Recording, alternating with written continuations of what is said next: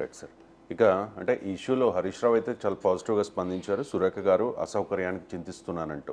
కానీ సురేఖ గారు కొన్ని కమెంట్స్ చేశారు సార్ కేటీఆర్ను ఉద్దేశించి. నీకు తల్లి చెల్లి లేదా కేటీఆర్ను బట్టలు ఇప్పించి ఉరికిస్తామని కూడా కామెంట్ చేశారు.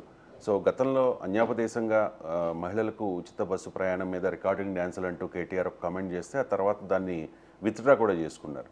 సో అంటే కొంతమంది కార్యకర్తలు లేకపోతే అత్యుత్సాహంతో పెట్టే పోస్టులకు పార్టీ అధిష్టానం బాధ్యత వహించాల్సి ఉంటుందా? కేటీఆర్ రెస్పాండ్ అవ్వాల్సిన అవసరం ఉందా? ఇప్పుడు దానికి బాధ్యత వహించకపోయినా ఖండించాలి కదా ఎవరైనా. ఈవెన్ కేటీఆర్ పైన అలా వ్యాఖ్యలు చేయడం కూడా కరెక్ట్ కాదు కదా. ఎవరైనా రాజకీయాల్లో సోషల్ మీడియాలో మన దుర్మార్గాన్ని ఖండించినట్టే రాజకీయాలు ఈ సమస్య ఇక్కడే వస్తుంది. ఏమవుతుందంటే నాయకులు నోటికొచ్చినట్టు మాట్లాడుతున్నారు. నాయకులు నోటికొచ్చినట్టు మాట్లాడే వరకు కింద వాళ్ళు కూడా రియాక్ట్ అవుతున్నారు.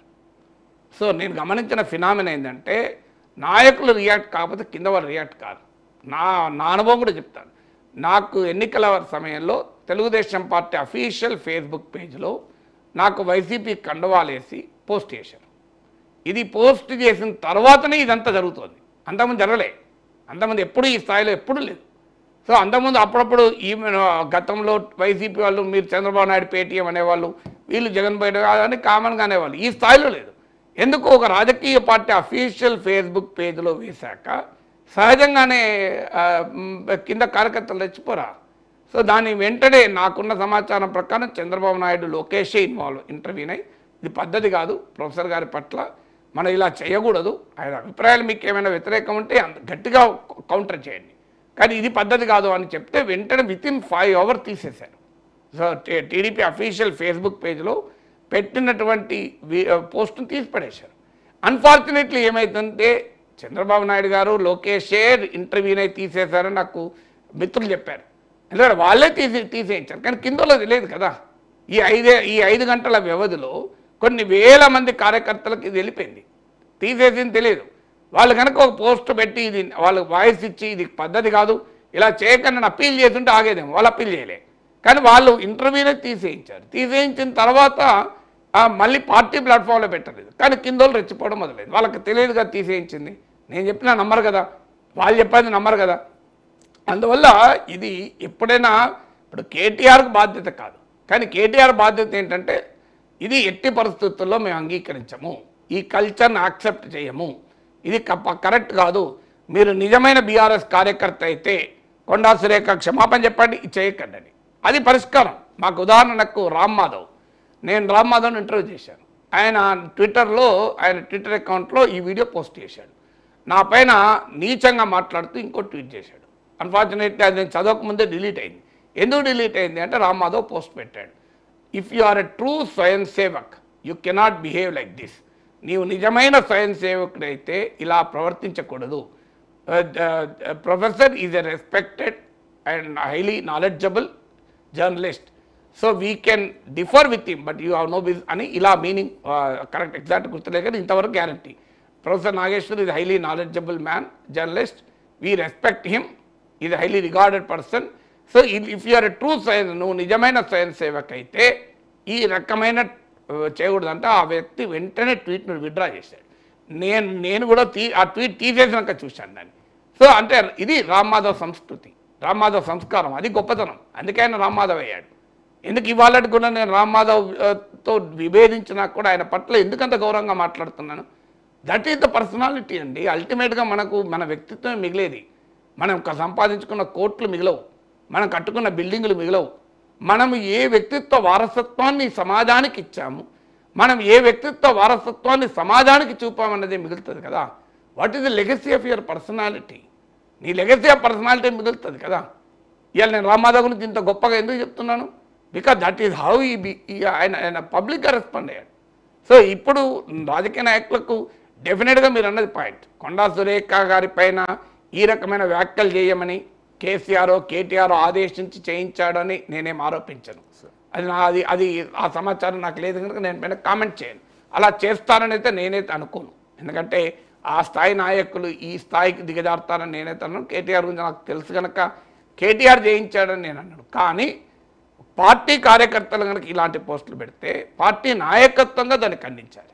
ఇప్పుడు హరీష్ రావు చేసింది అదే పని. ఇవే నా పైన చంపుతాం కొడతాం అన్నప్పుడు హరీష్ రావు మాట్లాడాడు, మహేష్ కుమార్ గౌడ్ మాట్లాడాడు. ఎందుకంటే పార్టీ నాయకత్వం రియాక్ట్ కావాలి, పార్టీ లీడర్షిప్ రియాక్ట్ కావాలి. అనేక ప్రజా సంఘాలు ఖండించాయి. ఎందుకు? అప్పుడు సమాజంలో రాజకీయ పార్టీ నాయకత్వమే. ఇప్పుడు ఇంత దుర్మార్గమైన ప్రచారం నా పైన జరిగితే ఒక నాయకుడే చెప్పి ఇది చేయకూడదు, మనం నాగేశ్వర్ గారి అభిప్రాయాలు మనం ఏకీమించకపోతే ఖండించుదాం, దాన్ని కౌంటర్ చేద్దాం, ఇంకా బలంగా కౌంటర్ చేద్దాం అని చెప్పి అనొచ్చు కదా. ఇప్పుడు ఇదే నాగేశ్వర్ మీరు బుడమేరుకు వరదలు చంద్రబాబు నాయుడు ఇంటిని కాపాడటానికే విజయవాడ ముంచారని జగన్ అంటే నేను ఇక్కడే మాట్లాడాను, లాజిక్ మర్చిన జగన్ అని. మరి ఇది తెలుగుదేశం వాళ్ళకు బ్రహ్మాండంగా రుచికరంగా అనిపించింది. వైసీపీ వాళ్ళకేమో ఈయన చంద్రబాబు నాయుడు పేటీఎం అని మొదలుపెట్టారు. సో అంతవరకు ఓకే, ఈ పేటీఎం గీతలు పక్కబడేద్దాం, కానీ వ్యక్తిత్వ హననం చేయకూడదు, క్యారెక్టర్ అసాసినేషన్, సంస్కారహీనంగా మాట్లాడకూడదు. మరి అది ఎట్లా నచ్చింది నీకు? నేను నిజంగానే ఒక పార్టీకి అనుకూలమైతే అలా పెట్టను, అలా మాట్లాడాను కదా, ఎన్ని అంశాలపైన మాట్లాడతలేను. అందువల్ల ఈ సంస్కారాన్ని రాజకీయ నాయకత్వం ఖండించాలి. ఎవరైనా కానివ్వండి, మీకు భిన్నాభిప్రాయాలు ఉంటే మీరు దీన్ని భిన్నాభిప్రాయాలు వ్యక్తం చేయండి, అగ్రీ టు డిసగ్రీ. ఇప్పుడు నేను రామ్ మాధవ్ ఉదాహరణ ఎందుకు చెప్పాను? ప్రతి రాజకీయ నాయకుడు రామ్ మాధవ్ లాగా వ్యవహరించాలి. ఇలాంటిది ఏదైనా తమ వారు పెడితే ఇమీడియట్గా ఖండించండి, ఇది పద్ధతి కాదు. ఇప్పుడు రామ్ మాధవ్ అన్నది నేను మళ్ళీ ఒకసారి రిపీట్ చేస్తున్నా, నీవు నిజమైన స్వయం సేవకునవైతే ఇలా చేయకూడదు. If you're true swayamsevak you cannot behave like this. ఈ మాట అన్న తర్వాత ఏ స్వయం సేవక్ ఆర్ఎస్ఎస్ సింపథైజర్ అయినా పెట్టగలుగుతాడా? దానికి ఆర్ఎస్ఎస్ సింపథైజర్ ఎవరైనా కామెంట్ చేయగలుగుతాడా? అందువల్ల రియలైజ్ అవుతారు. నాకు ఉదాహరణకు కల్వకుర్తికి చెందిన ఒక అతను మదీనాగూడలో ఒక జూనియర్ కాలేజీలో డ్రైవర్గా పనిచేస్తున్నాడు. ఆయన నాకు ఫోన్ చేశాడు, సార్ మీరు క్షమించాలి సార్ అన్నాడు. ఎందుకయ్యా అన్నాడు.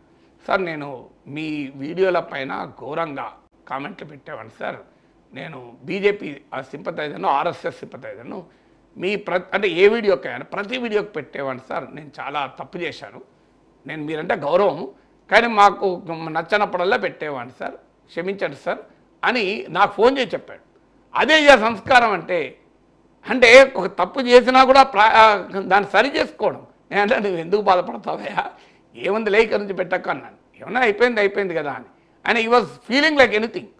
ఎందుకంటే నేను కూకట్పల్లి ఆర్ఎస్ఎస్ విభాగం శాఖలో పనిచేస్తాను సార్, కానీ నేను పొరపాటు చేశాను, ఇప్పటిదాకా పెట్టాడు ఇక పెట్టను అని. అదే రాజకీయ సంస్కారం అంటే. సో ఇది ఏం కల్చర్? నోటికి వచ్చినట్టు రాజకీయ నాయకత్వం క్లియర్గా మెసేజ్ ఇవ్వాలి, అయ్యా ఇది పద్ధతి కాదు. ఏ నాయకుడు చేయాలి? వైసీపీ కార్యకర్తలు చేస్తే జగన్మోహన్ రెడ్డి చెప్పాలి ఇది పద్ధతి కాదు, మీరు చంద్రబాబు నాయుడు గారితో విభేదిస్తే విభేదించండి. కానీ ఎందుకంటే అసెంబ్లీలో ఎమ్మెల్యేలే దుర్మార్గంగా చంద్రబాబు నాయుడు పైన సత్యమణి పైన మాట్లాడితే కిందోటి చేయడానికి ఆ రోజుల్లో ఇట్లాగే ఖండించారు, ఇది అన్యాయం, దుర్మార్గం, ఇది ఎవరు మాట్లాడకూడదు ఇలా అని.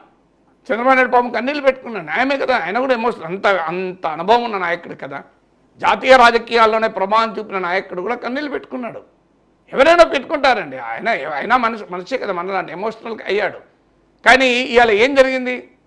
ప్రజలు జగన్మోహన్ రెడ్డికే కన్నీళ్ళు పెట్టించారు కదా. అంటే మీరు అలా అసెంబ్లీ సాక్షిగా ఒక వ్యక్తిగత జీవితం పాప అన్యాయంగా రాజకీయాలతో సంబంధం లేని ఆ తల్లినంటే అది తప్పు కదా అండి. సో అందరం ఖండించాం కదా, ఇందులో మొహమాట ఏమన్నది? ఈవెన్ నరేంద్ర మోడీ సతీమణి గురించి చంద్రబాబు నాయుడు ప్రస్తావన చేసి ఆయన భార్యనే పట్టించుకుంటాడు, దేశాన్ని కాపాడుతాడు అన్నప్పుడు కూడా నేను ఖండించాను. ఇది పద్ధతి కాదయ్యా, ఎందుకు ఈ రకమైన రాజకీయాలు మీరు ప్రోత్సహిస్తున్నారు? సో ఎందుకని ఈ కుటుంబాలు ఎందుకు తెస్తున్నారని ఆ రోజు కూడా అడిగాను. సో అందువల్ల ఇలా నేను ఇన్ని ఉదాహరణలు చెప్పేది ఎందుకంటే రాజకీయ నాయకత్వం పైన ఒక బాధ్యత ఉంటుంది. మీరు ఈ దుర్మార్గాన్ని పెంచి పోషిస్తున్నారు, మీ మౌనమే అది పెంచి పోషించడం. మీకు సంబంధం లేకుండా ఇలాంటి జరిగినప్పుడు నేరుగా ఖండించండి, ఇది పద్ధతి కాదు అని ఒక్కసారి స్టేట్మెంట్ ఇవ్వండి, మళ్ళీ మాట్లాడతారా? ఒక్కసారి ఇప్పుడు చంద్రబాబు నాయుడు, లోకేష్, తెలుగుదేశం శ్రేణులకు ఇది పద్ధతి కాదు. ప్రొఫెసర్ నాగేశ్వర్ పైన ఆయన వీడియోలు మీకు నచ్చకపోతే మళ్ళీ కౌంటర్ వీడియో పెట్టండి. కానీ ఇలా నోటికి వచ్చినట్టు కరోనా వైరస్ కన్నా ప్రమాదం అని అతి బూతులు మాట్లాడుతూ అంతు చూస్తామని అన్నాడు అనుకోండి, ఒక బీజేపీ నాయకుడు జేపీ నడ్డాజీ అన్నాడు అనుకోండి, మిగతా వాళ్ళు చేస్తారా ఇంకో మాట? కానీ జేపీ నడ్డాజీ పాపం ఆయన ఇక్కడ ఉండడు కనుక ఆయన మనం అడగలేము. కానీ ఇక్కడున్న నాయకులు ఎవరైనా ఇది పద్ధతి కాదు, ఇది ఇలా చేయకూడదు మనం అన్నారనుకోండి, ఇంకా మిగతా వాళ్ళు అంటారా నమ్ముదా, జోలికి రారు. రామ్మాధవ్ ఒక మాట అన్నందుకు కామైపోయింది కదా మొత్తం. ఇక మళ్ళీ మీరు చూడండి ఆ ట్విట్టర్లో ఎవరు మళ్ళీ పొరపాటు కూడా కామెంట్ చేయలేదు. That is how the leadership should be. ఖచ్చితంగా రామాధవ్ ఉన్నట్టే నడ్డాజీ కనుక తెలిస్తే ఆయన కూడా అనేవాడేమో, కానీ ఆయన తెలియదు కదా. ఇక్కడ రాష్ట్రంలో ఉన్న నాయకత్వం రియాక్ట్ కావాలి. ఇది పద్ధతి కాదు, మనకు భిన్నాభిప్రాయాలు ఉండొచ్చు, you have to agree to disagree. ఆయన భిన్నాభిప్రాయాలు ఉన్నంత మాత్రాన బూతులు తిడతాం, చంపుతాం, కొడతాం అంటే మన రక్తపాతం చూసుకుందామా సమాజంలో? నీచాతి నీచంగా మన అది గుర్తుపెట్టుకోవాలి. సరిగా కుటుంబాలలో పెరగని వాళ్ళు, బ్రోకెన్ ఫ్యామిలీస్, ఒక కల్చర్ లేకుండా జీవితంలో పెరిగిన వాళ్ళు చేసే పనులు ఇది. ఎందుకంటే ఒక కల్చర్ ఉన్నవాడు ఎవడు చేయడు కదా ఈ పని. ఇప్పుడు తన ఇంట్లో తన చెల్లి, కూతురు, తన తల్లి ఉన్న ఎవడైనా కొండా సూర్యకమైన అలా కామెంట్ చేస్తాడా? అన్యాయం కదా ఇది. నీ ఇంట్లో నీ కూతురుని ఒప్పుకుంటుందా? వీళ్ళు కొండా సూర్యక్క ఆంటీ పైన అలా ఎందుకు మాట్లాడుతూ అంటాడు? లేదా నువ్వు నీ చెల్లి ఒప్పుకుంటుందా? ఏందన్నయ్యా ఇంత దుర్మార్గం అనదా? అందువల్ల అలా పోస్టులు పెట్టే వాళ్ళు ఆలోచించాలి కదా. Right sir. ఇక ముడా స్కామ్ కర్ణాటక ముఖ్యమంత్రి సిద్ధరామయ్యకు ఇబ్బందికరంగా మారింది సార్. ఇప్పటికే ఎన్ఫోర్స్మెంట్ డైరెక్టరేట్ కూడా కేసు నమోదు చేసింది. సో ఇప్పటికే అంటే మరో సీఎం అంటే పదవిలో ఉండగా అరెస్ట్ అయిన కేజ్రీవాల్, అలాగే హేమంత్ సోరెన్, సో